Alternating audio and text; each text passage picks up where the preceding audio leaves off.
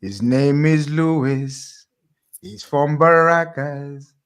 And he plays for Liverpool. I fucked it up, haven't I? Yeah, His name is massive. Lucho. He came from Porto. He came to score, came Yeah, to score, came to score, score, score. He came to Lewis win. Diaz. He's from He came from Baracas Baracas. and he And he plays plays for for Liverpool. Liverpool. Listen, Carnage by name, Carnage by nature, Carnage at Anfield, Carnage in the intro is Carnage. People, I wasn't going to go live. How can I be a Liverpool supporter, stroke fan, call it what you want, content creator, and not go live after what we have just witnessed? How? You can laugh, bro, but you know I'm going to fuck it up. I fucked it up. I'm doing 6 million things. These guys, okay, Mo's making his third appearance, and Keith's been with me for about 5 years, but still doesn't know to F4. So I got to do everything on my own around here.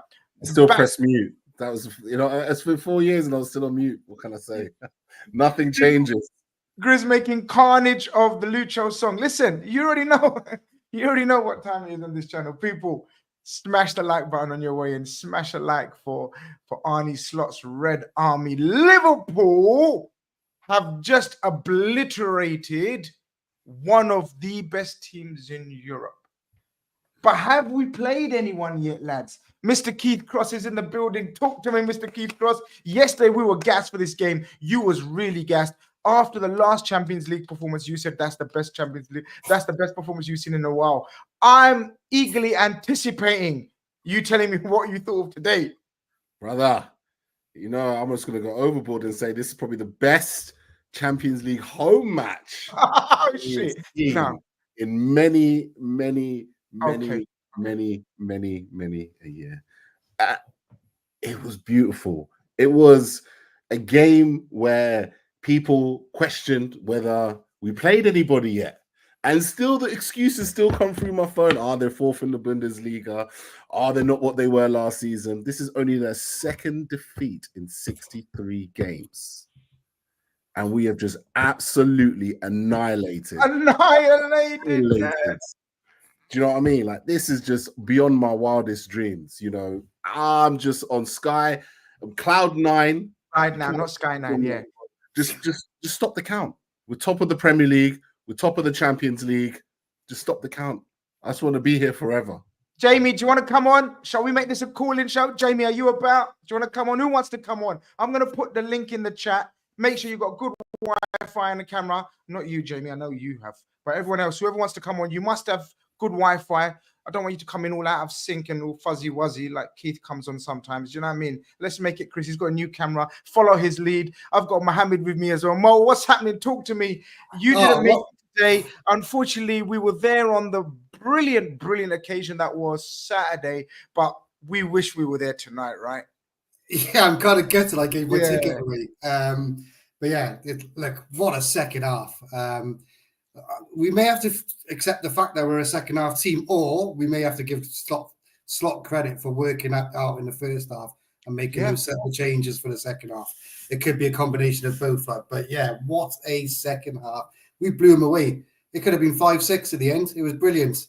It was, and I think touching on what you said and past, I always felt calm for that game, even in the first half when it was quite dry. I just thought, well, we're going to get our chances. And when we do, that front three or our front five, they're going to take their chances. And they did.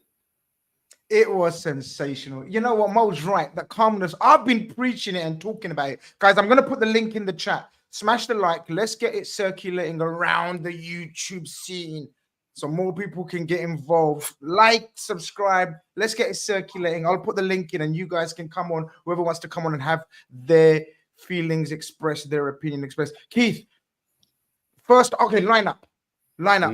Bit surprising. Nunes rested, plays Luis Diaz up front. You just, before we went live, you said you really liked it. I really didn't like it in the first half, but what made you keep persistence with it in your brain? And what did you see that I didn't see? Because you was right in the end. I just think that Luis Diaz in that central role was a lot more dynamic.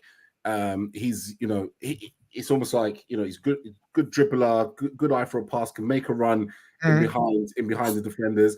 I think he's more of a player that you can play across the front three than Gakpo. Cody Gakpo. Oh, I like that. Okay.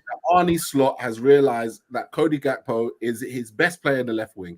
He doesn't need to play in the middle. Yes, I get the fact that he's tall and he's big and he can hit a ball and etc. etc. But he looks like Bambi on ice when he plays through the middle. Okay.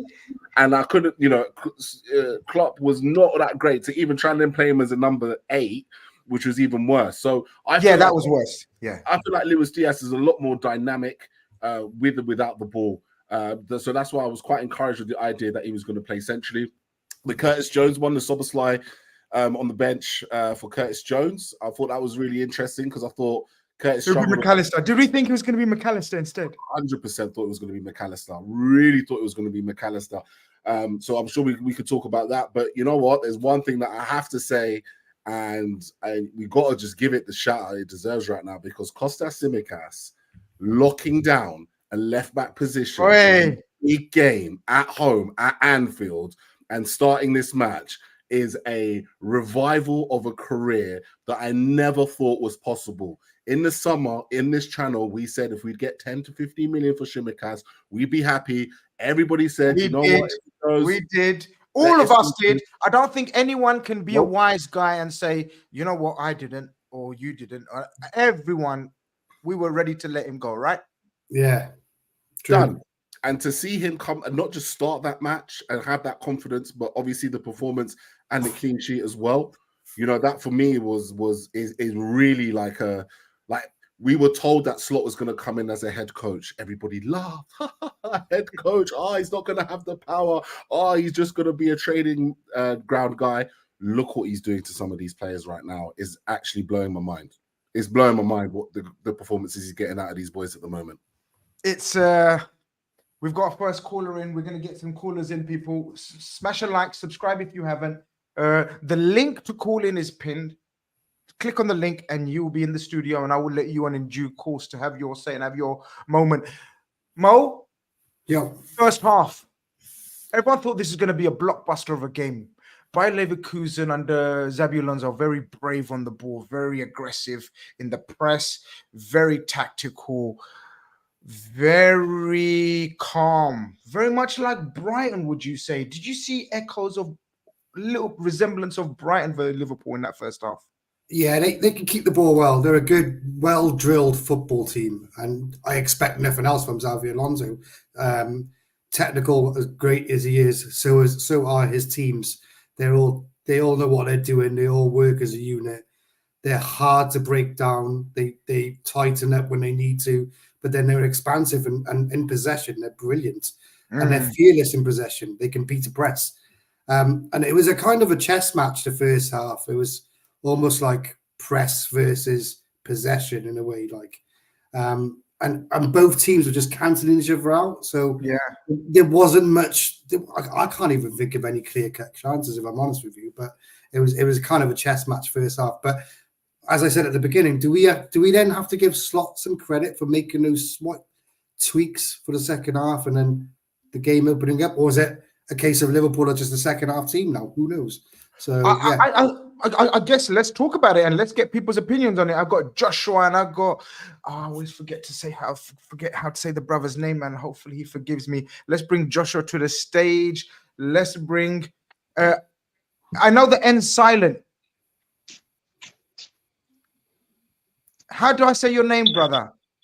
So the N is silent. It's just G. I knew that, but I didn't want to say it. G, welcome to the stream. Josh, welcome to the Grizz. stream. People, Yo.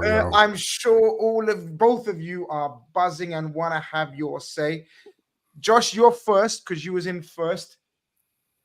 Feelings, talk to me. Listen, back this man in January, and I think we go on to do something special. Okay. Back him in January, bring in that extra body in midfield, and I think we can go on to do something special this year. We wasn't expecting it. Let's be honest. Nobody knew what to expect. Not this levels. No, not this. This is something different. I'm seeing the team play with a level of control like it's been said, are we a second half team? And I don't even think that. It's just patience. So many times throughout that game today, especially in that first half, I'm thinking, attack the man, play faster, attack. But then they just recycle possession and keep hold of the ball, you know. And it happens so many times through that first half and throughout so many games this season. You just think, go for it, go for it, go for it, because you know that's what Klopp would do. Klopp ball, we do that, but no, not Slot. Keep hold of it. Take your time, patience, and we're seeing it. Second half, we're just killing off teams, and it's just a completely different ball game, completely different football, and it's crazy. Josh thinks it's a game of patience and it's very calculated. I'm going to start off not on the downer, but the first half was not pleasant viewing. I said in my WhatsApp groups with my mates, I was like, if we get an early goal, this could be fun. Because even though they are very good and everything else, I just don't rate Jonathan Tah and Tapsoba as individuals like everyone else does. I've been on Jonathan Tah's case for 7 years, brothers and sisters. People that know me and follow me, ever since the Liverpool fans, Jonathan Tah is what we need. I keep blocking every mother that keeps telling me Jonathan Tah. I'll keep going on blocking sprees. Jonathan Tah is not him. Then Tapsoba was talked about as, I said, they're not our level. Do you know what? As well as structured and coached they are, I always knew if we get an early goal, we're going to smoke them. We didn't get the early goal, but we ended up smoking them. G, what was it for you then that changed this game, that changed the tide? And do you think, like Josh and Keith think, that this is all calculated from Slot? Slow start, relax the ball, tire the opposition. Grizz, I think it's very calculated because when you look at everything that has happened this season, most especially the last game where we brought Diaz to play in the middle, like centrally, I think Slot's thought process came from the previous game. And I'm very much inclined to think that Diaz will start playing in the middle. After like 5 minutes for the game, I said to myself, I even tweeted, I said to myself that this is the lineup going forward. Believe you me, I think that Diaz is still going to start the next game in the middle because he was so, just like Keith, I think it's Keith, what he said is just so dynamic. And I think that what he proposes is very different from, what's his name? From Nunes. It's just completely different and a lot more controlled and also very unpredictable. It kind of feels like when Sadio went to the middle, you see, at that period where we were. So I just think that everything that he's doing is very calculated and thank God it's working. Keith, while I catch my breath, because that was breathless. Okay, you guys think Diaz is the answer moving forward through the center. I personally think it's because Jota's injured, and I think Jota's out for longer than may be the case. I think there's a fracture and a broken rib or two, spare ribs. You know, I mean, anyone's got spare ribs, send them Jota's way. And I'm not talking about the ones that you get from Morley's. But look, I think that's why Nunes has to be rested and rotated. But I get what you both are saying about Diaz's mobility across the front three. He is very much the better option out of Salah and Gakpo. You know, I agree with that part. I just think Nunes comes straight back in on the tough issue you have at the moment is that Diaz is scoring goals. He's scoring goals. He's assisting goals. You know, he's contributing not only to the way that we press, the way that we go into transition, where I'm sure some of the goals we'll talk about, Diaz was involved in that transition from defense into attack. But he's scoring goals. He's clinical. And that's the difference between him and Darwin Nunes at the moment. And I think Nunes, I think it will just be a game-by-game scenario. You know, I thought Leverkusen overloaded the midfield a lot. There was not a lot of space, particularly in that first half, for a quote-unquote striker to really do anything decent with it. So I think in certain games where you kind of want to draw the defenders out and maybe have an what's the word I'm looking for? Kind of like an auxiliary striker, a striker who's not really, you know, dying to score goals, but dying to be involved in the play and giving Salah and Gakpo the opportunity to make inverted runs. I think as an option, I think it's a fantastic option. And the way he's done it is even more interesting because I think it allows almost Curtis Jones and McAllister. It allows less responsibility again on and off the ball for your number 8s to maybe work as hard, and they can actually rest their legs a little bit and kind of go gung-ho in the second half, which is exactly what we done to them. And just one last point, when you said about calculated, like, we make them tired. A lot of teams want to play this way. A lot of teams want to have the ball. They want to be brave. They want to push up the pitch. They want to try and play for our lines. But we've been defending those so well in the narrow formation that when it gets to the second half and it's like, okay, our turn, all of a sudden it's like, shit, now I've got to get back into my position now. Now I've got to run. Now I've got to run after these absolute monsters. And we're just the best team in the world at transition football. Super chat from Gandahar says, Slot said, he's quoting, "We weren't afraid to go one-on-one. We said at halftime, just take the risk." Welcome first, Jamie. Jamie, how you doing, my friend? You okay? How you feeling? Let's go to you first before we get Mo's opinion on that start of that second half. How you doing? I'm doing good, man. I'm happy. I'm good mood. It's my daughter's birthday today. Liverpool just won. Everything's going good, man. Happy birthday to the little just first and foremost. Exactly. Everything's going well, isn't it? Yeah, look, I think at this moment in time, Liverpool are the best team in Europe. Are the best team in Europe on Thursday. Whoa, there's a bit of an echo there from someone. All right, while he goes on mute. Yeah, come out maybe. I don't think it's me. Who could it be then? Could it be me? Whoever it is, let me see. Is it Mohammed? No, it's not Mohammed. G, you mute yourself. Let me mute you 1 second. Yeah, it's G. G, fix yourself. Otherwise, it's going to be a bit problematic. Let's see if it's all. Can you hear us, G? Say something. I can hear you very well, loud and clear. Okay, it's fine now. Mo, second half. Not much to talk about in the first half. It is what it is. The war of attrition, tactical battle. Call it what you want. I don't know. I thought. Go on. I still thought. I think the first half was still very comfy for Liverpool. No. I mean, in terms of nothing happened. Yeah. Oh yeah, I think that was Leverkusen's game plan, though. I think both teams respected each other, and they didn't want to give each other anything away. And I think what Liverpool did, they worked out Leverkusen in that 45 minutes, and Slot worked out what to do. And I think, like that Super Chat said in the quotes, that he looked at it and thought we could take more risks against this side because they've got good players going forward. I don't think there's too much there that's going to catch us and scare us at the moment compared to what we got up top. So if we take that little bit of more of a risk, they don't really face this in Germany.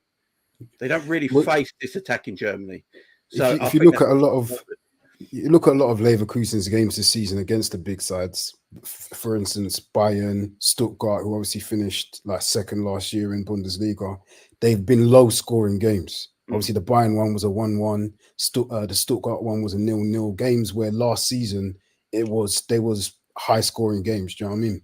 So they have been playing these bigger games in a lot of different manner, and you saw that in the first half. Both teams kind of played as if it was a patience game. It was tactical. They were feeling each other out, feeling their way into the game, and it played out like that. But as you say, like Slot definitely saw that there was opportunities, and as you said, as the quote said, he wanted to take that risk.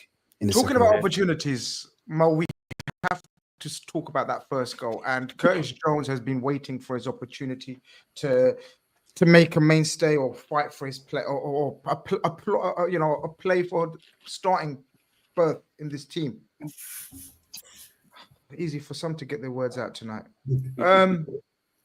Mo, talk to me about, because I very rarely get animated. Because I'll like pull a muscle if I get too animated at my age, right? So I try to stay calm as possible.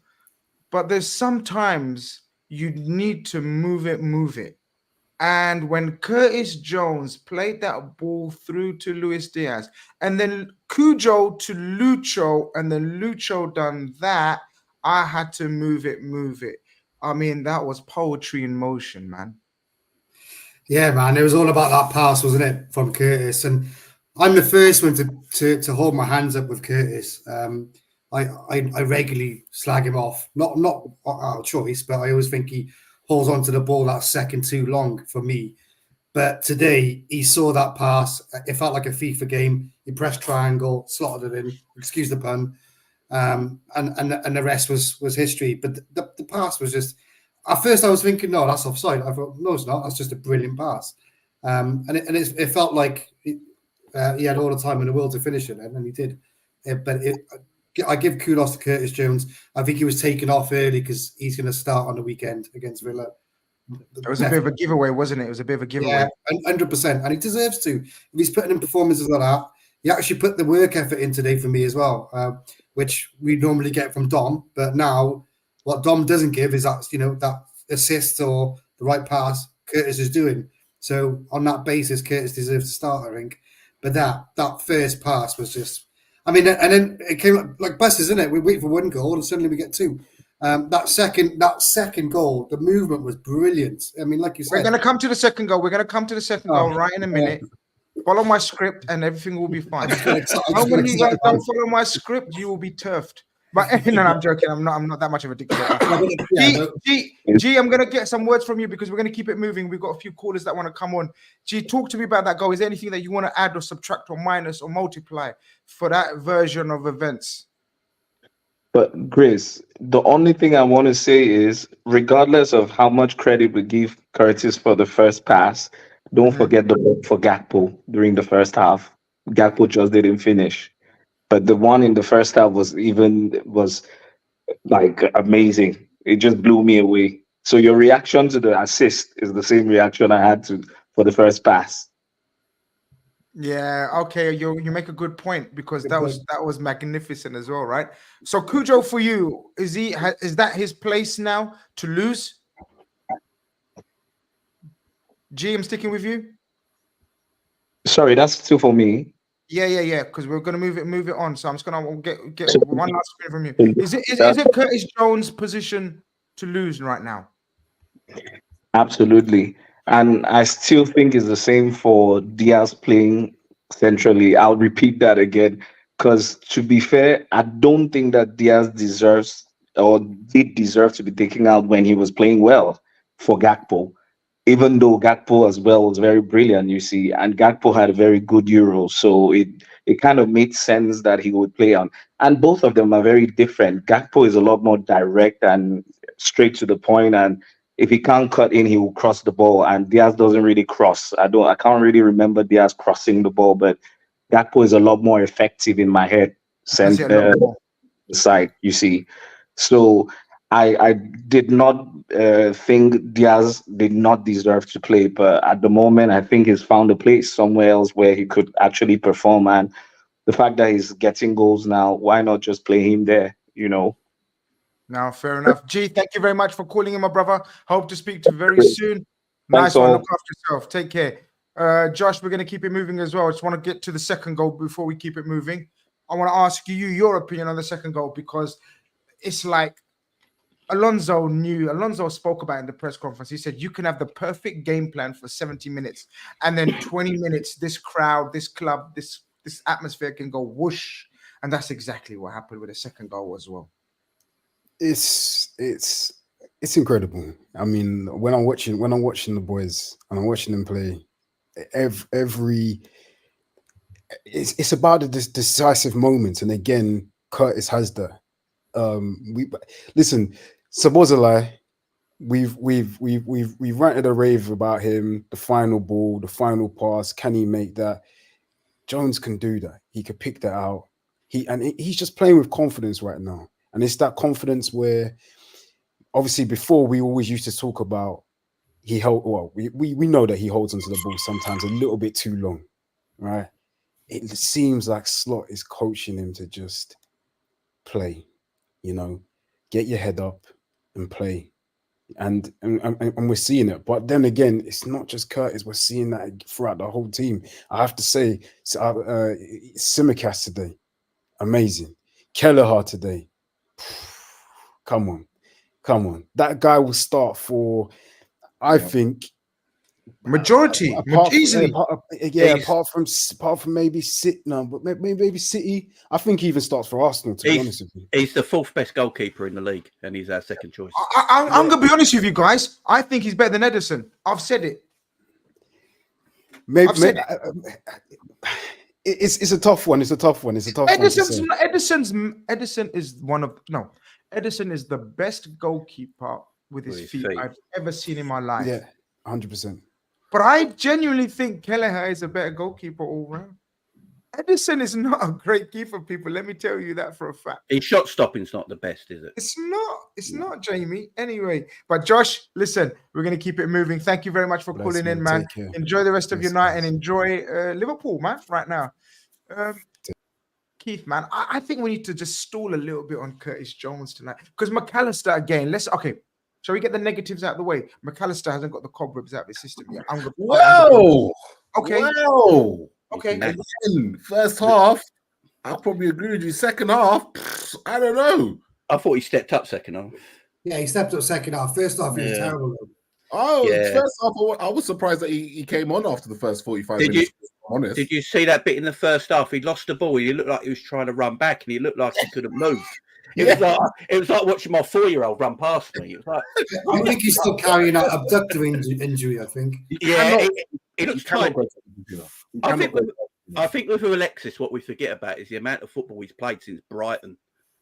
Since he played for Brighton, you've got to remember he played for the whole season at Brighton, played a World Cup, won the World Cup, carried on at Brighton, joined Liverpool. Played for Liverpool in the lone 6 most of the season under a frenetic Klopp side. Then went to the Copper, won the Copper, went to the final in that, and then joined. And then I believe he came back pre-season a little later, didn't he, because of the Copper. So I think he's exhausted personally. I just think he's exhausted, and I think that's why you're seeing how good Gravenberch is at the moment because he's fresh. But I agree, but that's why I'm baffled why he wasn't rested. Now, obviously, after the Lord Mayor show, who cares? Yeah. Right, one, but I really thought he could have been rested this game. Don't you think, Keith? Or is it a case of trying to play him back into form? But if he's carrying an injury, it can't be carrying an injury then, surely. I don't think it's an injury necessarily of the physical. I think it's the injury of the mental.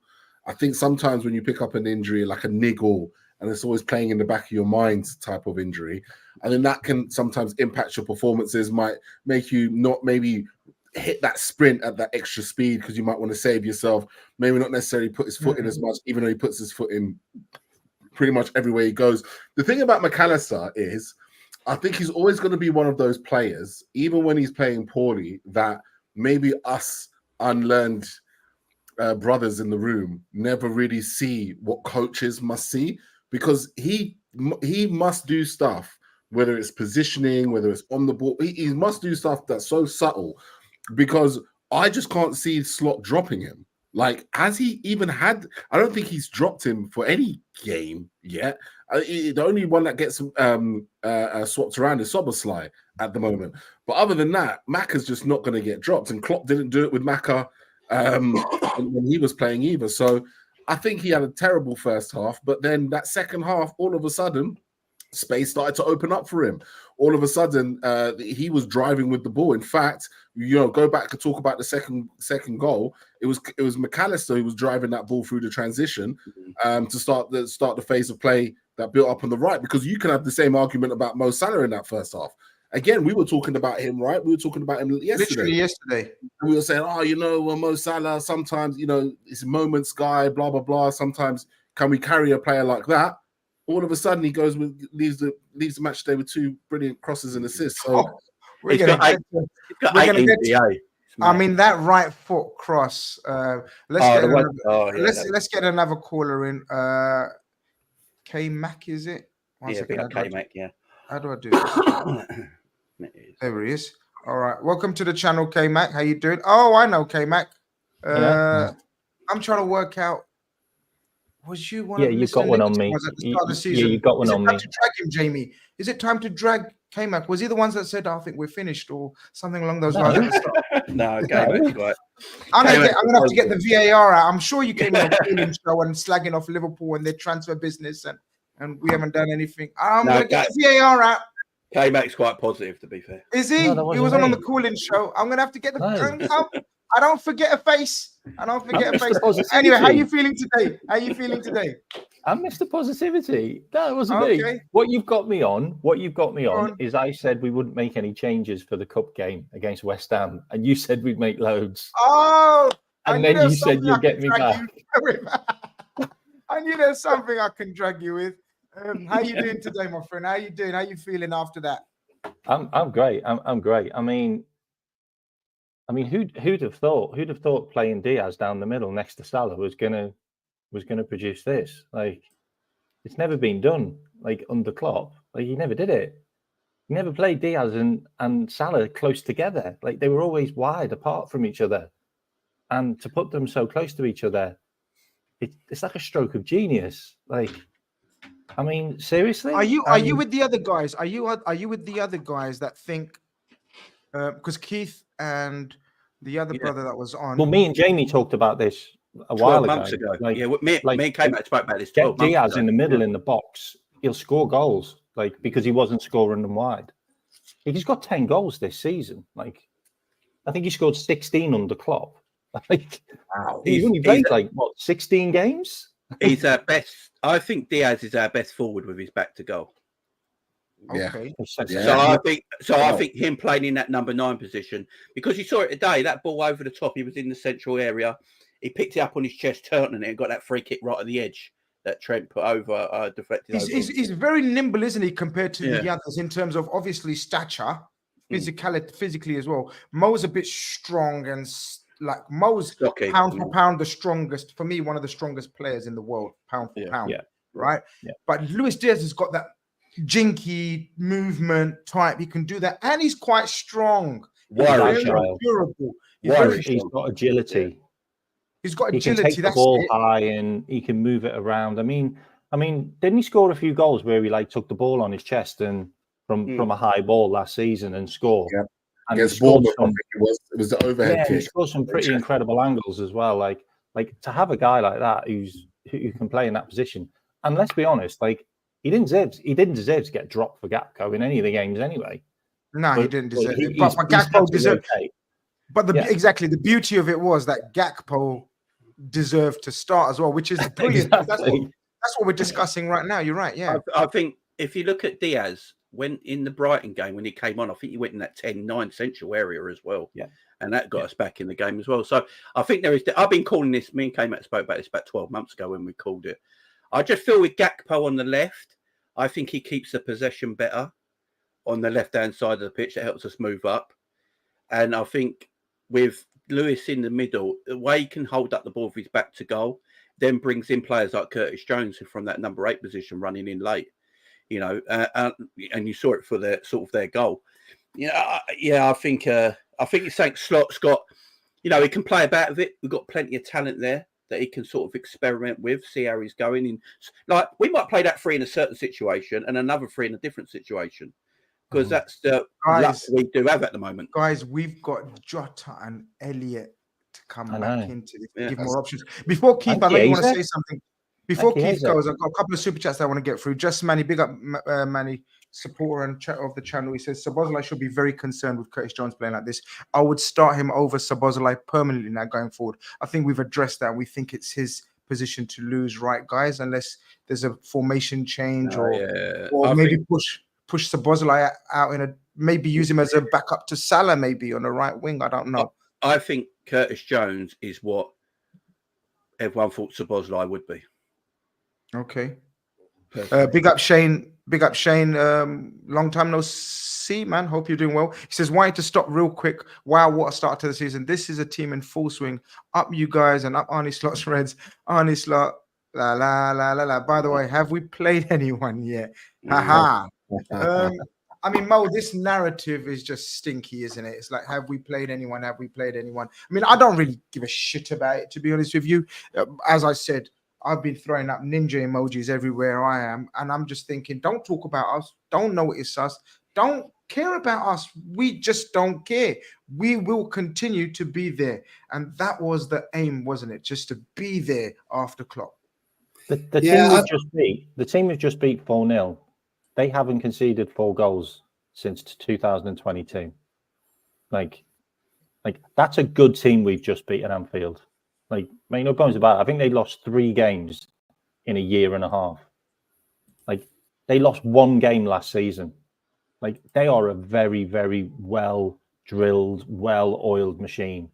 And he's not made many changes or many signings in the last, 2 years. And that's a great team we just could beat. And we could have had way more than 4 goals in that game. And what I did want to say as well, I obviously want to give loads of flowers to players. Like, Gravenberch has been sensational this season. Like, Konate, that's the most games Konate's ever played back-to-back for Liverpool in a long time. Like, that's just brilliant to get the best out of him. But what I also wanted to say was, I think our fans need to get used to games being 0-0 at half-time. Like, it is allowed to happen. Like, we are allowed to keep games tight. Like, this is how you win leagues and cups over and over, by making sure the opposition don't score goals. And they really don't concede many chances, big chances. Like, most of the goals and most of the big chances that we've conceded this season have either been offside, or they've been from ridiculous angles and they've just been pointless shots, like, which is what we did a lot last season. And our fans seem to be getting really carried away with us not rolling over teams in the first half.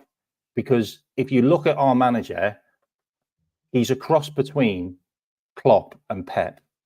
Like, he's got the press and the desire, and the players want to run through brick walls, and the intensity, which is what Klopp gives you.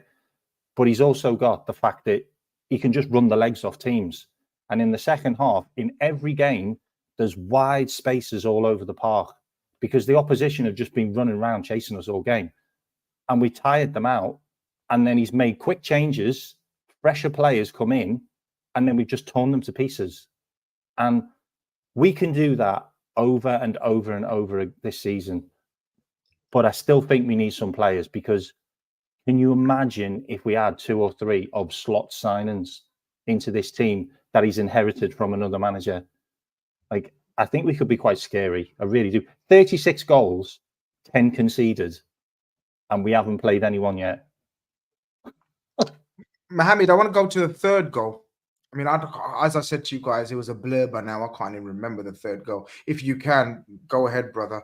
Describe it, because I can't even remember it. I'm not going to lie. I'm trying my best to remember it as well. I think it was the cross to Lucho where he holds off the defender, controls it. Yeah. Beautiful. I think Mohamed Salah's playmaking is just sublime right now. Yeah. His passing's like Harry Kane. His passing's like Harry Kane for an attacker now. It's phenomenal. It is. But I remember the third goal now. Third goal wasn't the most glamorous, but it was all about Salah. The ball goes up wide to Salah. Salah whips it in to the far post. He doesn't whip it in. I love the way he just... Yeah, it's like a caress, wouldn't it? Caresses it in, doesn't he? Like, you know where it's going, because it's Salah. Yeah. To be fair for Diaz, he used his strength to shrug off a defender. The defender was on his backside, and he just... And to be fair, he had to finish it as well, and he put it in the corner. It got a little slight deflectio, but he hit it on target, and he hit it in the corner, and that's why it went in. So it wasn't the most glamorous at the free, but it just kept the train going, didn't it? You know, and yeah, it took him on his way to his hat trick, a well-deserved one as well. And second, what the other guys have been saying, I'm not a big fan of playing him up front just yet. We've already seen this in the last couple of games, which has worked. He's obviously bagged the hat-trick today. And the last game on the weekend, there was a stint up there as well. But I'm well up for having us having options. Oh, God, yeah. Yeah.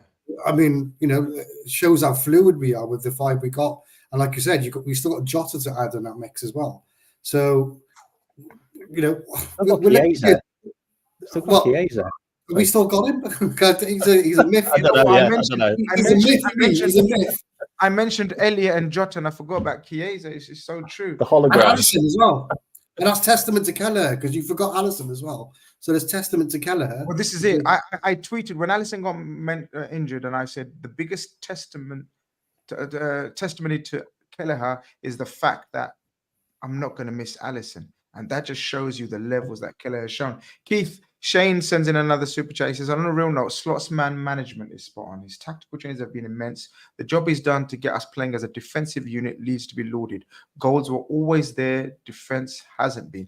I know you're a big advocate of the defense and the offside trap. You've been lauding it. In previous years, you've had a bit of a dip last season, but you're back now with this defensive masterclass. You're loving the defensive side. Absolutely. And you know what? I mean, let's go to Shane's first point. I mean, that man management, you got to remember, this is a guy, Arnie Slot. He came from Feyenoord, right? Okay, he did well in the Dutch league, but he didn't, you know, it wasn't like we signed a manager that had just won the Champions League or won a La Liga or something like that, right? So maybe there's a lot of players who didn't really know who Arnie Slot was when he first came into the club. So for him to come in after Jurgen Klopp's left and everything that's happened, not sign except one player who we haven't seen, you know, he's a figment of our imagination, but to not sign any of his own players, yet turn Jurgen Klopp's players into this well-oiled, well-drilled machine that are willing to fight in key battles in our own half. This is where I feel like we do really, really well because, you know, as we said yesterday, you know, there are teams that have come, and Leverkusen did it today. You know, they'll pick up the ball and they will bypass the press. And what happened last season, I felt like we was almost so erratic with the press that when the press got bypassed, all of a sudden we were in 3v3 situations and the players weren't getting back quick enough.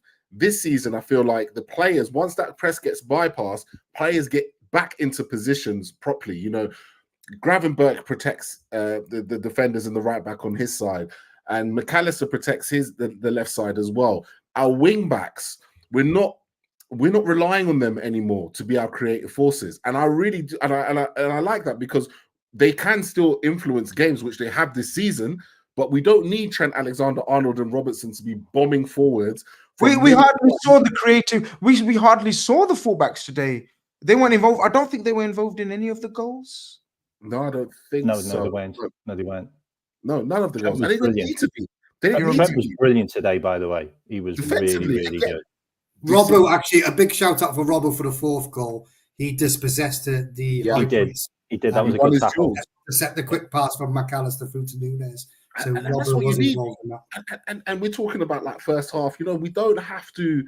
You know, we don't have to blow teams away, you know, at the end of the day, because we've done it before. We've blown teams away. We get a bit gassed out, get a bit excited. We might go 1-0, 2-0 up, and then all of a sudden we're dealing with transitions against us. I just feel super comfortable that teams really have to score some good goals against us to be able to break out defensive barrier. Another clean sheet, lads. Another clean sheet. Against Alonso's Leverkusen. Wait, if my memory serves me correctly, right? I think I've got the table here at the moment. In the Champions League so far, Liverpool scored 10 goals and conceded 1 in 4 games.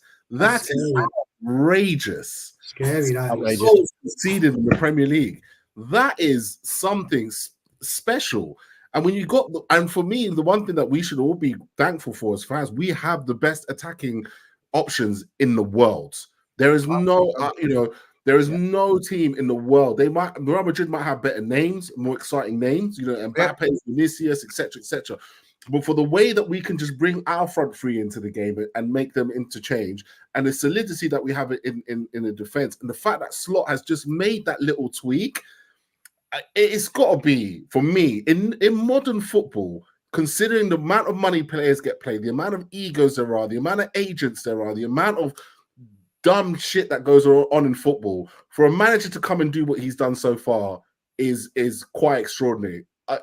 I never in my wildest dreams would I have imagined that he would have had the balls to be able to pull this off. Mabs says it's becoming harder and harder to keep grounded with this Slot team. Where are you at, K-Mac, in terms of this team then? Because the world is his oyster. We are where we are, but we have, and we will continue to have very tough games. For example, we have Aston Villa on the weekend. We have Real Madrid coming up. We have Man City at the end of the month or start of the next month. We've got Newcastle away. There are tough tests, but where are you? And has your expectations changed, or were they always? No, surely they weren't this high, were they? So I also wanted to just add on what Keith said.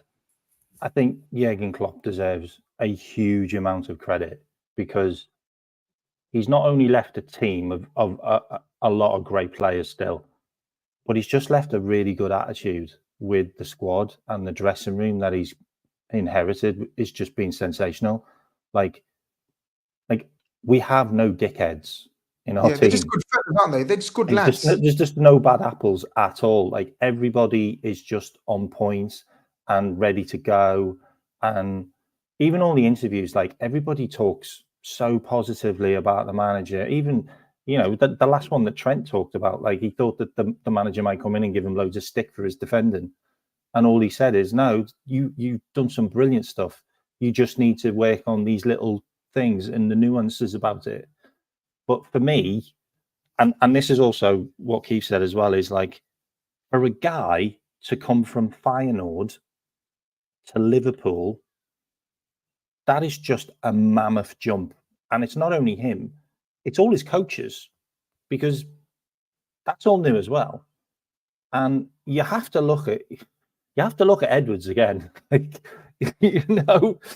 this guy just gets things right consistently, and for him to get him and to not go for Amorim and all of his guys, or for Alonso and all of those guys, and for pick this guy, and for us to be, 14 out of 16 games we've won, like 1 draw, 1 defeat, and everyone's now talking about Nottingham Forest. It's mad. It's when we talk about that, and have all the games that we've played. If we were to say the game we lost was at home to Nottingham Forest. Now, don't get me wrong, Nottingham Forest are proving to be the team of the Premier League in 3rd position ahead of so many lucrative names. But Grizz, when we won the Premier League, we lost 3-0 away at Watford. So, do you know what I mean? Like, we were drunk that time. We'd won the league by then. No. Do you know why we lost that game? Do you know why we lost that Forest game?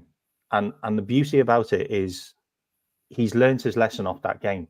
We lost that Forest game because he didn't understand the lag that we have in our South American players coming from the internationals. And hopefully he played them all again. Jurgen's done that as well, by the way. That's a mistake that's been made by a couple of managers. You can't play all your internationals when they haven't had enough rest, and we suffered for that. But the game after, when we had the international break again, he dropped them for Chelsea. We didn't drop them; he just rested them, and we won that game. Like, so he's learning from the lessons. He's learning from his mistakes quickly and changing them quickly. And like, that's just another huge positive. Like, I honestly don't know. Like, can we win the treble? Like, I certainly think. Calm down there, buddy. I certainly think we're. Let's not turn into AFTV now, buddy. Let's not do the AFTV there, buddy. No. You asked me where I wanted to go. I certainly think we could win the Carabao Cup with not much sweat, if I'm honest. Like, we're in the quarterfinals and we've got Southampton away, and we're going to have Southampton away in the Premier League before that. So we've already got like a rerun of that, so we know how they're going to play. And depending on where they are in the Premier League, are they even going to try to put any effort into that? Because they might be fighting for survival, because it's the back end of December. But we are now top of the Champions League, and Real Madrid have lost 3 games in the Champions League. Like, there's a good chance Real Madrid might have to go to the playoffs. Can we hold on? Well, okay, because I haven't had a look at the table. I haven't looked at the permutations. I've got some of the best people in my chat, usually the most acknowledged, no shouty and slanderous shouts. People in the chat, can you tell me, is there a chance we could knock out Madrid? Is Madrid in danger of not going through in the Champions League? People, let me know what's going on in the chat. Before we get some more people on, Mohamed, the 4th goal. Like, again, I was just jubilation by now. I don't even remember it. Okay, I do now. McAllister, because that's where people are bigging up McAllister, because McAllister can go. He slaloms through. So shot. Robert won the ball back. McAllister. Yeah, Robert won the ball back, and it was a quick pass from McAllister that set Nunes away. Nunes was desperate for the goal. Before that, he should have passed. This one, he should have passed a lot earlier, but he took a shot and it deflected off the defender, fell kindly into Diaz's path, and Diaz had a little taparoo. Yeah, he deserves a nice tap in after the work. Yeah, a little tap in. He didn't have to work. And in hindsight, Nunes was lucky, because that should have been a fourth goal, but he went for the glory himself, and indirectly it was a fourth goal because the ball landed into Luis Diaz's path. But I don't blame Nunes for that. Everyone, it was feeding time. Well, the strikers are hungry, so let him eat. Let him feed. I mean, let's be honest. Nunes is trying everything to score.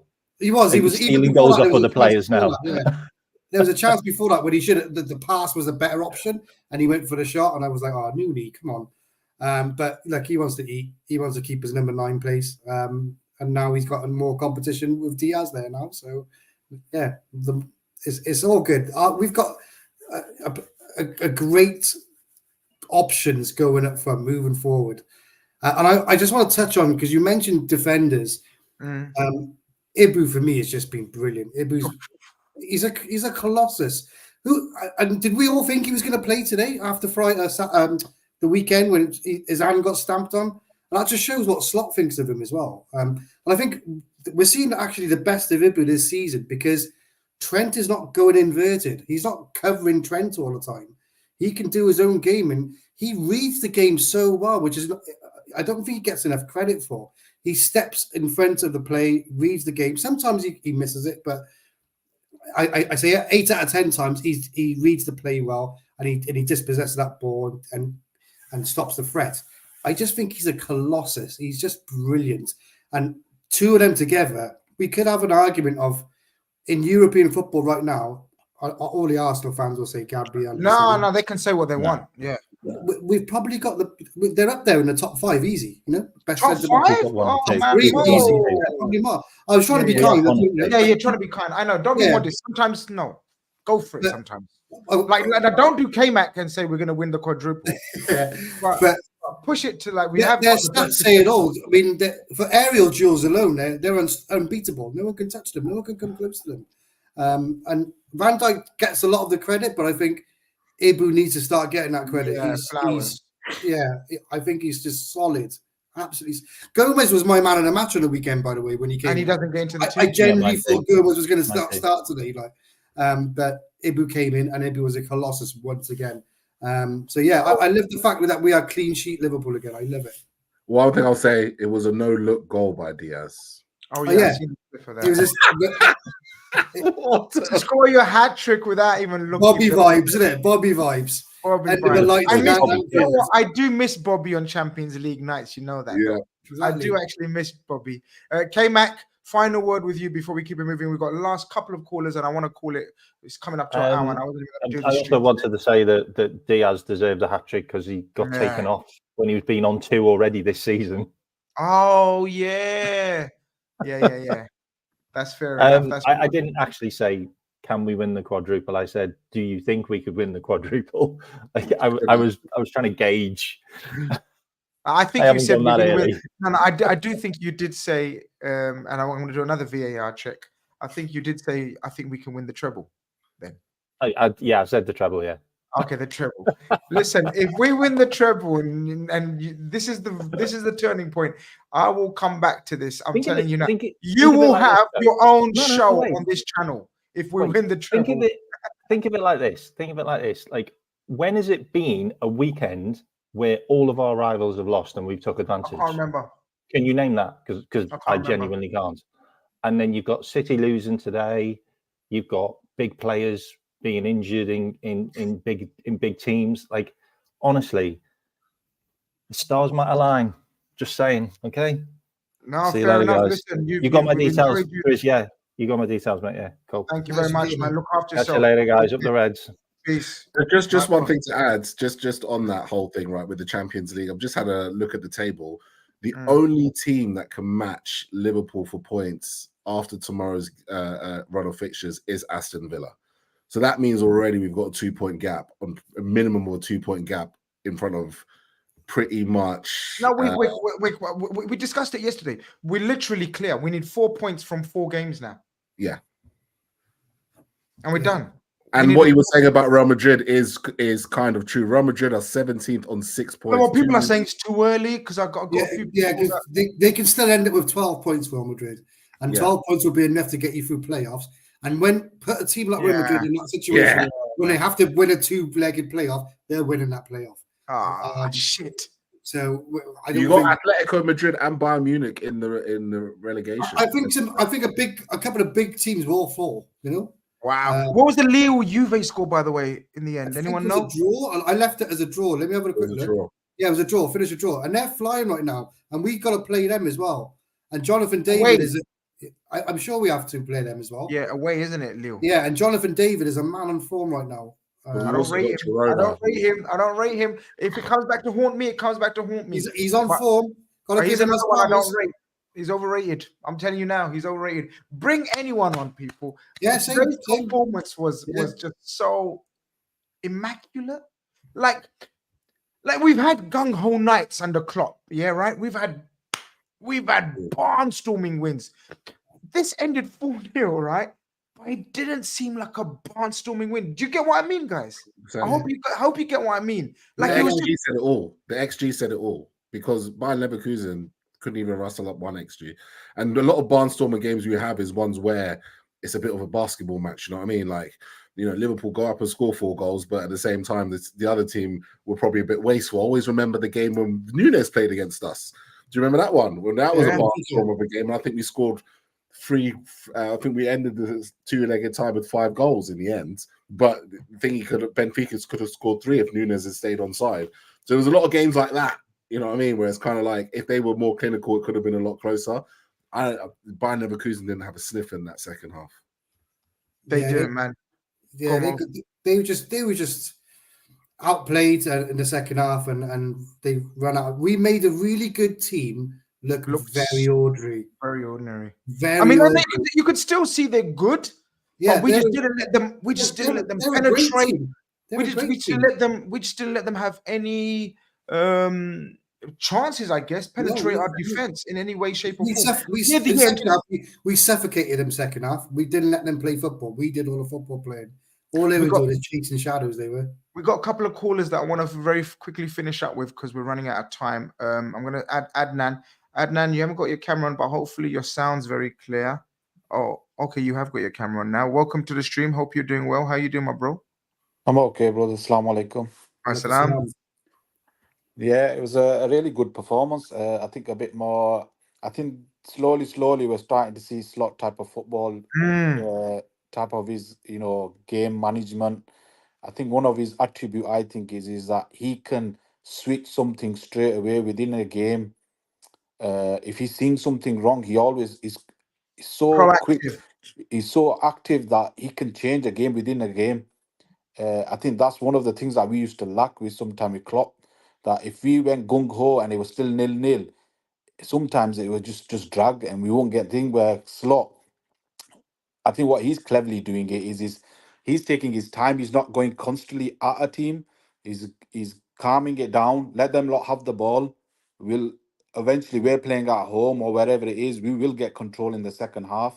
So if we're within a game, we're tight games. Second half, we just come and we just destroy them, and we get them quick goals where the team thinking, what's happened here? We're winning, and next minute we're losing.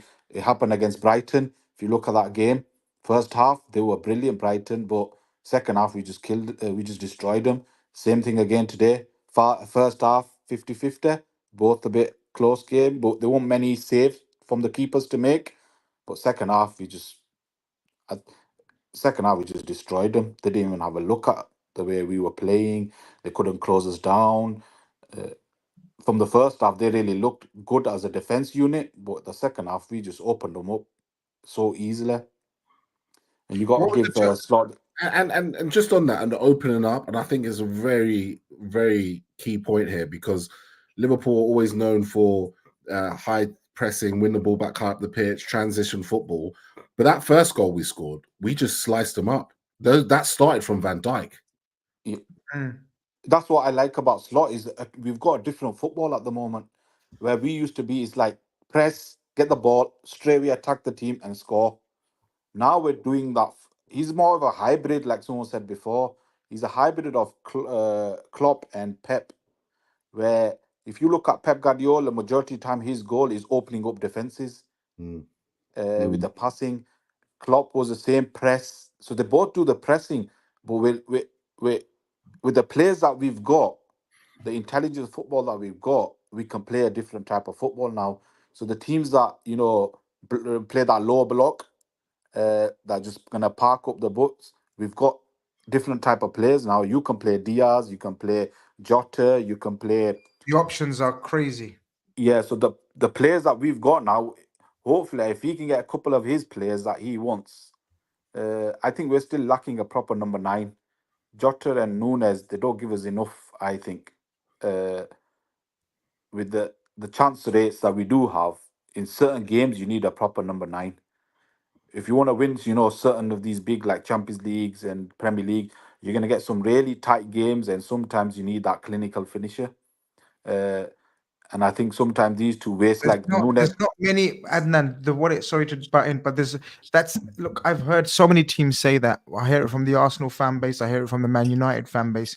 We hear it from so many, even the Real Madrid fan base. They've just bought Mbappe. There's not many of those clinical. What you're describing. You're describing a Harry Kane, a Haaland, even though he missed a penalty today. There's very few. I think there's a select 3 or 4 in world football that are as clinical as. I think Jota and Nunes are, of course, not in that category, but in the category below. And the variety that we've got amongst our attack, I think it's good enough, man. I don't think goal scoring is an issue for us. I understand what you're saying, but to just go and get a clinical finisher like a Haaland and Harry Kane are the 2 that come to my mind. Is there any that come to your mind that you would like to put in that category? I like the Sporting Lisbon striker. Yeah, Gyökeres. Yeah, again, but it's a small sample size. He's having a phenomenal season. Darwin Núñez had that season before he joined Liverpool. It's a different kettle of fish doing it in Portugal or Holland or France than doing it in this cut and throat business of the Premier League. I get it. But if you look at Núñez's chance rates, he's had them chances. He just hasn't taken them himself. So, but my point being is Gyökeres was at Coventry, for example. He wasn't scoring like this. He's having a breakout season, and don't get me wrong, phenomenal breakout season, and he looks like the complete finished article. So did Núñez in his last season for Benfica. His chance conversion rate was insane. So I get it, but I just don't think it's easy, man. I hear it all the time. We just need a clinical striker. Just getting a clinical striker is not easy, because ask Mohamed Salah, and this is why Mohamed Salah is one of the greatest attackers this Premier League will ever see, because we discussed it yesterday, me and Keith and the other fellas on the show, that the hardest thing to do in football is to score goals. Do you know what I mean? You can have all the play and the tricks and the flicks and whatever, but to the hardest commodity, and this is why it's the highest paid commodity, is to actually score the goal. And I don't think there's many strikers. Now, I'm not suggesting we don't go and look for someone, but I think there's other areas that I would look to target and strengthen more than the striker. I don't know what you think, Mohammed and Keith. Is that the areas of strengthening that you would look to go that one stage further? Let's say January. Look, let's get ahead of ourselves, man. Come on. It's one of those nights we're allowed to get ahead of ourselves. I think we need to get either a centre midfielder or not necessarily a DM, but another one in midfield. Another body. Another body in midfield, I think. Yeah, sorry. No. I think the front, I think we're okay. We need to obviously pin down Salah's contract. Worry about the front 5 if Salah leaves. We'll cross that bridge when we come to it. But for now, if you are asking me for December, for January, I think we need to get not necessarily a DM, but a good press resistant midfielder, a slot player basically, who's press resistant, who can come in either as a first teamer or back up to the first team. Just strengthen the bench a little bit, get that squad beefed up a little bit. And a centre back, maybe. Khalid sent in a super chat. He says, Arsenal fan here, but Liverpool win the Premier League or Champions League. Well, hope your words come very, very true. Adnan, we're going to let you go now. Thank you very much for calling in, my bro. Hope you're calling again and we catch up, man. Thank you very much for your input, brother. Really enjoyed it. Take Nice care, one. bro. Take care, man. Bye. LFC Badr says, Uncle, check the post I tagged you in, and it's saying, where did you in on Twitter or Instagram, nephew? Let me know where you tagged me. I'll check in a minute. Yeah, just seeing any slot signing is going to be really interesting for me. Yeah, we don't know what slot signing We don't know what a slot player is yet, do we? Yeah. That's going to be really interesting for sure. I mean, Zubamendi must be sitting there today watching, thinking, man, it could have been you, man. Alonso today watching, it could have been you, baby. It could have been all I of think you. Zubamendi suits us down to the ground, the way slot we're looking at. I think the onus then on McAllister and Gravenberch to do the phase one of the build-up wouldn't be so much. Do you get it? Like, we're relying on Gravenberch to be phase one. We can see Gravenberg in a more advanced position, which is where he started off. But do we want to change this momentum? So, Do you get it? Well, it's good I to have can see them options. legs. It's good to have options. I just think there's legs at the moment. We're playing Gravenberch and McAllister a lot. A lot. Well, hopefully Elliott's going to come back soon. Yeah, but he's not. He's the Curtis Jones, Sabozalai area. I feel now.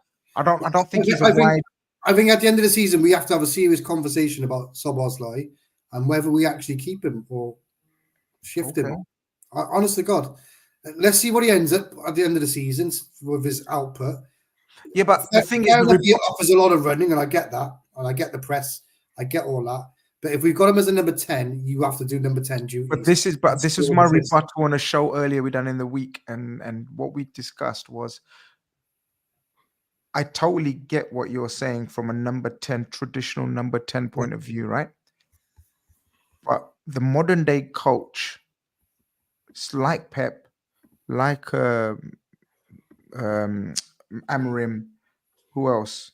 Like even Slot. What you find they've done is reinvented positions, and Klopp as well, by the way. They've reinvented traditional positions, so the numbers don't mean anything to them. For example, a number 10 to them means something completely else to us, but to them, they want a different role of a number 10. A number 6 is an all-conquering, powerful DM to us.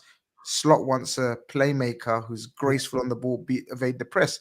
So I get what you're saying in terms of a 10, but maybe Slot wants an engine in the 10. I think that's exactly what he wants, but he wants to add a bunch of hybrid midfielders. He wants, he wants a bunch of hybrid midfielders, technical ability, with passing ability, with tackling ability, a bit of everything. And I think that's probably what he's looking for. Maybe I think we're gonna have time for one more caller, and Sideline is the lucky one. We're gonna bring Sideline to the call. How you doing, my friend? I am good. How are you, Grizz? Can you hear me? I'm doing all right, bro. We can hear you loud and clear. Yeah, just a wonderful place to be right now in terms of headspace, mental space, Liverpool space, red space. It's a good place to be in right now, man. Long may it continue. Oh yeah, definitely, man. I want to go back to Bournemouth game if you remember when we won 3-0. Okay. I came to your show and I was saying something and nobody liked what I said when I said that Slot is ready to receive playing. If you remember, and a lot of people were saying that. Absolutely, you did. You came on the call-in show and you spoke about Slot is a guy that is going to be absolutely happy with the opposition having the ball. And we're going to have to get used to it. I remember. Okay, good. So what Slot is doing is he's starting to say the first half similar to most of the games, which is his 4-2-4. Okay. It's a generic formation, I would call it. The difference is if we have either Szoboszlai and when we had Jota, the front press was really good. With Nunes, what happens sometimes, Nunes is I call him Captain Chaos. He creates chaos to the other team and sometimes to our team, unfortunately. He goes out of the press too much. And that kind of makes our front line, the four, not a straight line or not an arc. It become like a little bit of a random shape. So we became out of shape. And Right. the opposition team easily break that front press. Yeah. Today, a lot of my friends were asking me, what the hell is going on, man? Like, why Gakpo and Diaz? Why did we play with these two? I said, I don't know, man. I don't have an answer for that.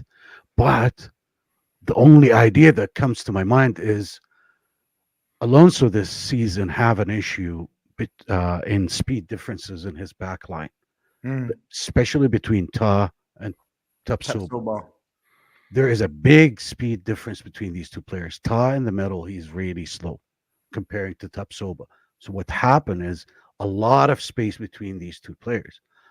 I said, I don't know. I'm not gonna say I know it all or I'm an expert or anything. I'm just a chef. I'm not a chef. I know how good food tastes like. Maybe he's trying to expose that. I don't know. Um, I thought, and I was wrong. I thought we were gonna play the same way that we played against Chelsea. Why? Because we had Jones.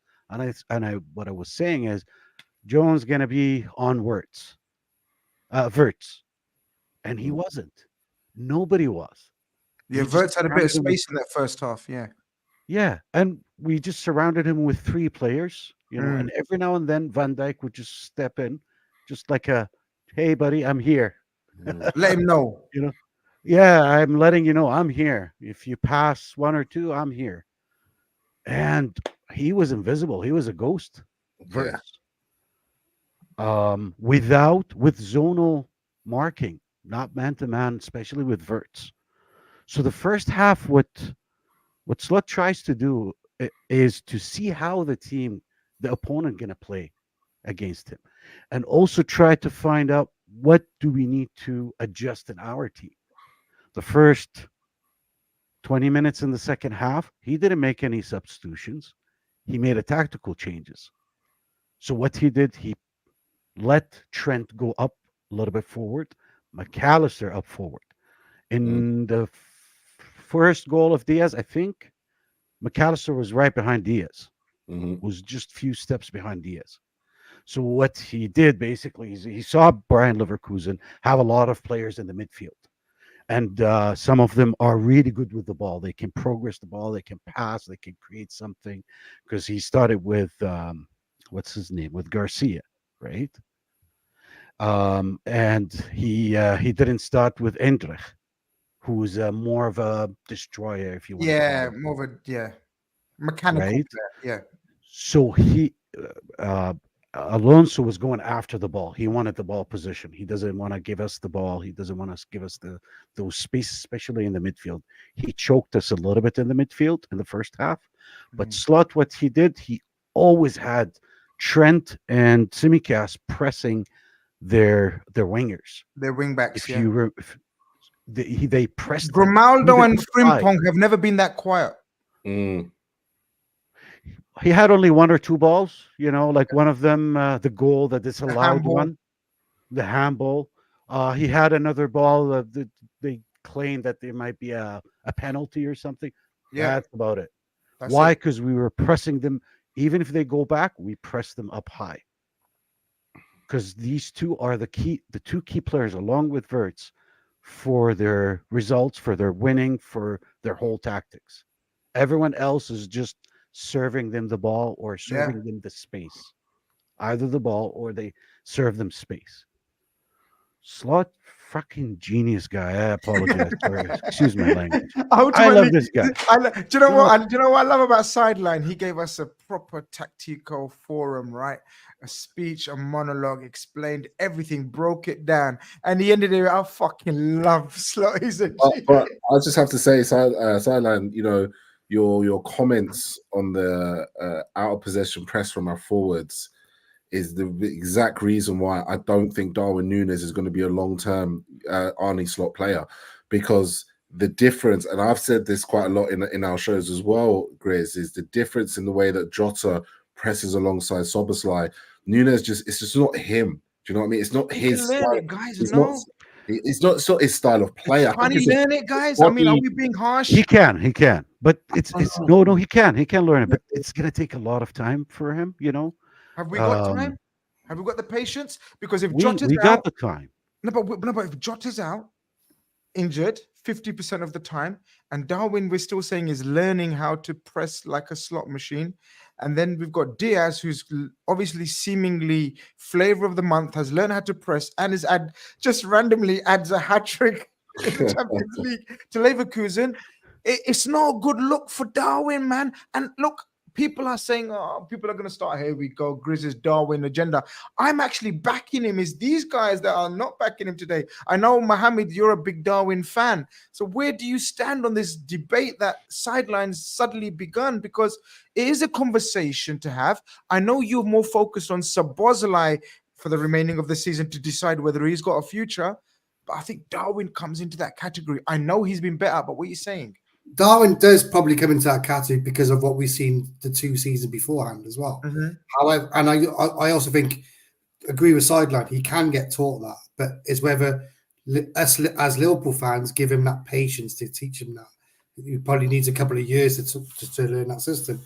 Goes back to your point then, are we going to be opportunity enough in a transfer market coming the summer if something pops up that Liverpool think, actually, this is a forward player that we really want, or we can see for the future, like a Marmouche or Gokes. I doubt he'll come available. But if something opportunistic like this comes up, then they may think, okay, we're going to grab this player and then we're going to do something with Nunes. Then, but I generally think we'll stick with Nunes come past the summer because something opportunistic as this probably won't come up. But if it does, then we'll pull the trigger. If that makes sense. Yeah, but that's it. But should that be the reason?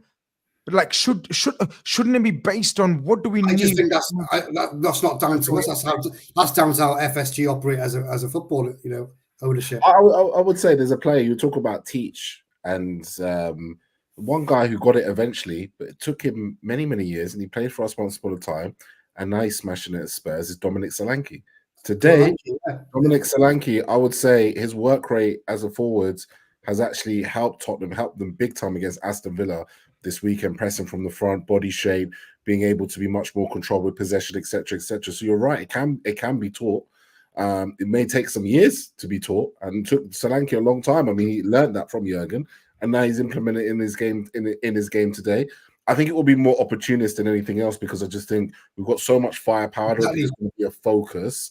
But yeah, just going back to the previous thing, Sideline, I completely agree. I think since Jota's been out, I think the press has been easier to bypass. However, Slot, again, it's quite incredible the way he's changed it again. Yeah, he's to the side. And that's very difficult to do because many managers, they have philosophies, they have ideas, they want to impose those ideas and philosophies on every game. And he does have an idea and a way of playing football, but he's very willing to make adjustments where necessary and say, actually, that's not working this time. Let me try something else. That's very apparent, isn't it? We've spoken about the changes that he's very brave enough to make. Sideline, I want to ask you before we close the show, unfortunately, we'd like to talk about Liverpool all night, but I'm not as young as I used to be, and I need some sleep, man. Sideline, I want to talk about I wanted to talk about individuals, but I don't know if you want to talk about the individuals that I want to talk about. Namely, I wanted to speak about Simicas's performance in the last few games. I don't know if you were a fan or you was a fan or, well, you're a supporter because you support Liverpool, but your views on the Simicas scenario and the Robertson situation right now. Because I thought Simicas was superb, by the way. I'm just pointing out there. Man, I'm just falling in love with Slot game by game. And I'm going to start with that is one of the things that I really love Slot, why I love Slot is he's bringing the best out of the players. He is doing it currently with Nunes, maybe a little bit slower than other players, but Nunes is better. There's an improvement. There's definitely an improvement. Huge improvement with Gravenberg. We all agree on that. Oh, yeah. Awesome improvement with Gakpo. Gakpo was a little bit flat last season. Okay. Now we come to Simicast. You asked me about Simicast. So that's why I have to praise freaking Slot. I love this guy, man. By the way, we didn't see Slot's style, by the way. We haven't even seen his style. All of this is just adjustment. He's just playing the second half and adjusting the tactics and then following that adjustment with subbing players. Anyway, Tsimikas. Tsimikas, his defensive game is way better. He is younger than Robertson. You probably see where I'm going with this. He's younger than Robertson. He's doing good. His freaking corner kicks. Oh my God, I love them. I think any corner kick that we get on the right side, it has to be Tsimikas. That's a hands down. Why? Because he can play nice inwards around the 6 yard line or between the 6 yard and the penalty spot. That's where you want to play your inward corner kick. And he does it really nicely. We didn't have a lot of corner kicks today to see more of that, but go back to Milan's game. I would keep Tsimikas, to be honest. There is a place for Robertson. I'm not saying Robertson his legs are kind of done, but Robertson is a leader. Whenever we play in the cup, in a League Cup, an FA Cup game, you're gonna need a leader in the field. That's one of the things Chelsea is missing, is a leader in the field.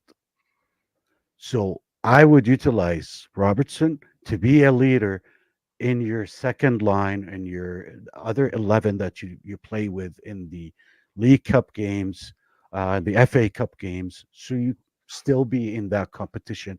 You get more minutes for other players like Kwanzaa to give him a little bit more confidence.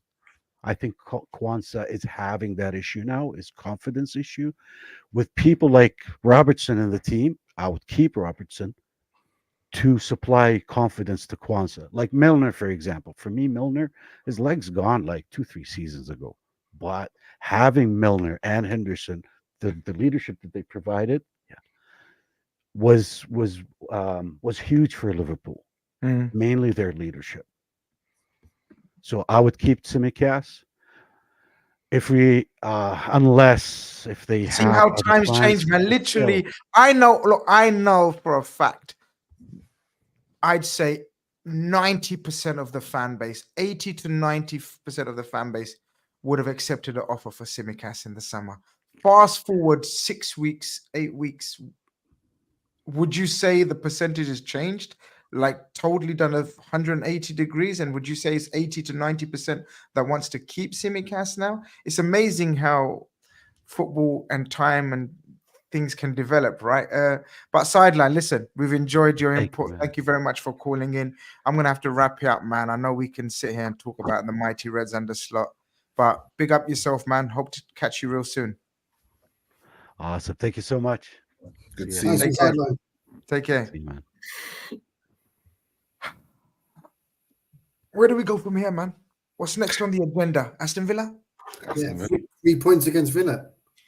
8 p.m. under the lights again. Do we give them the Champions League momentum? I think, guys, it's another crucial weekend, man. And look, Man City got disturbed today. Yeah, Properly. I'm not seeing that in a long time. I'm telling you, Who have they got on the weekend, City? they've got Brighton away. Brighton, if they played the way they did against the first half against us, A fully charged, rested Brighton. And Man against, City have had against a beaten up Man City, look. could be some more points dropped there. First and foremost, we know Man City are the absolute dogs when it comes in these situations where they suddenly turn it around and Bounce back ability. bounce. It's insane, isn't it? They're freaks, right? So I'm not getting ahead of myself. I'm just saying for this game week, we need to capitalize again because there could be an opportunity. Because Arsenal go to Chelsea. Arsenal go to Inter Milan tomorrow, people. Inter Milan will be a fucking stiff test for them. They're a very good team. Chelsea will rest every single first teamer in their Thursday Euro for Conference League Yeah, bullshit. they play a separate squad there, don't they? So they'll be Some of them are not even on the squad not even in the list. squad So list. Yeah, Chelsea come Sunday will have a brand new fresh 11. Brighton will have a brand new fresh 11. it's interesting. Liverpool will play Villa, Villa, I believe, have to play a Champions League. Tomorrow they Belgium play tomorrow. Bruges away. Yeah, You see where I'm going with this? Listen, I don't want to go too far. No, stop me, Villa, Keith. Villa- I'm doing one of your ones. Yeah. I do think Villa are there for the taking on Saturday. Oh, don't say this, Keith. Oh, no, you've gone So early I'm again. sorry to say, I watched their performance against Tottenham, and I think it's gonna be interesting to see, because if they win against Bruges, they go 12 points as well. Champions League, it's tough, man. It's tough. The Champions League is a drug. It's addictive, and if you've never had that drug before, then it can really impact your league season. It's even done it to us once or twice. yeah, we got that extra day rest as well, and it's an 8 Oh. p.m. under the lights, Anfield. I'm looking forward to it. I'm going to be going. I can't wait. Nice. That's gonna be cool. Yeah, so I'm buzzing. So Oh, it's mate, gonna be a good one. listen, let's just get the win, man. Let's calm down. Try to calm down. I know we haven't helped. I know we haven't exuberated calmness, but I'm still calm inside. Keith may have got ahead of himself. Mohammed may have got ahead of himself. I'm still calm. I'm still throwing up ninjas. Don't talk about us. We're just merrily going along our way. Listen, I wasn't going to go to do this show. I was going to do a pre-record and let you guys have a little 6-minute, 7-minute segment of my thoughts and opinions, but I thought we have to come live. And I've enjoyed it. I've enjoyed these people's companies. I've enjoyed the callers. I've enjoyed the chat. You guys have been amazing. We'll have a preview of Aston Villa coming up, and then we will have a post-match, hopefully, speaking about another 3 points going into the international break, clear of everyone in the Champions League, and God willing, clear of everyone in the Premier League. It don't get much better than that. Peace, love, and tranquility. There you go.